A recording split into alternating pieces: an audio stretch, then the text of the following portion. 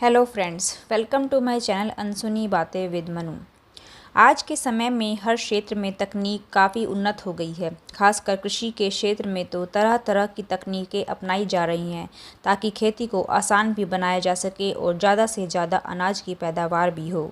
वैसे अगर आप सोच रहे हैं कि खेती तो ज़मीन पर ही संभव है, तो शायद आपको पता नहीं है कि एक देश ऐसा है जहाँ पर दीवारों पर भी खेती की जाती है। यहाँ धान और गेहूं के साथ साथ सब्जियां भी दीवारों पर ही उगाई जाती हैं। यह तकनीक अब धीरे धीरे दुनिया भर में लोकप्रिय हो रही है। इस तकनीक को वर्टिकल फार्मिंग यानी दीवार पर खेती करना कहा जाता है। वर्टिकल फार्मिंग यानी दीवार पर खेती करने वाले देश का नाम इजराइल है। दरअसल इजराइल और अन्य कई देशों में खेती लायक ज़मीन की काफ़ी कमी है। इसी समस्या से निजात पाने के लिए वहाँ लोगों ने वर्टिकल फार्मिंग को अपना लिया है।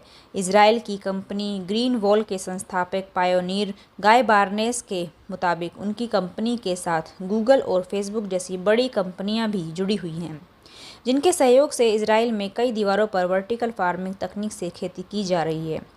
वर्टिकल फार्मिंग के तहत पौधों को गमलों में छोटे छोटे यूनिट्स में लगाया जाता है और साथ ही यह सुनिश्चित किया जाता है कि पौधे गमले से गिरे ना। इन गमलों में सिंचाई के लिए भी विशेष प्रबंध किया जाता है। हालांकि अनाज उगाने के लिए यूनिट्स को कुछ समय के लिए दीवार से निकाल लिया जाता है और बाद में उन्हें वापस दीवार में ही लगा दिया जाता है। इजराइल के अलावा वर्टिकल फार्मिंग यानी दीवार पर खेती की तकनीक अमेरिका, यूरोप और चीन में भी काफ़ी तेज़ी से फैल रही है। ऐसी खेती का सबसे बड़ा फ़ायदा ये है कि दीवार पर पौधे होने से घर के तापमान में बढ़ोतरी नहीं होती और यह आसपास के वातावरण में भी नमी बनाए रखता है।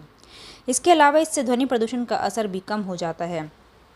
इसमें खेती करने के लिए मौसम पर निर्भर नहीं रहना होता, यानी कि आप जब चाहे तब आप खेती कर सकते हैं। हल्दी में सबसे अहम एलिमेंट होता है क्यूरक्यूमिन और इस तरह की खेती से हल्दी में 5% से भी अधिक होता है, जबकि सामान्य खेती में इसकी मात्रा 2 से 3% ही होती है।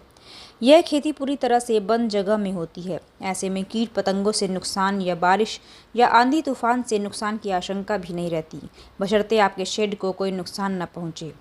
इस तरह की खेती में सिंचाई में पानी की खूब बचत होती है। हालांकि फॉगर्स में पानी खर्च होता ही है। इसके अलावा इससे एक नुकसान ये है कि इसके शुरुआती दौर में खर्चा बहुत ज़्यादा आता है। भारत भी इस टेक्नोलॉजी को धीरे धीरे अपना रहा है और उन्नति के दौर पर आगे बढ़ रहा है। आज के लिए बस इतना ही। मैं आपके लिए ऐसी ही अनसुनी बातें लाती रहूँगी।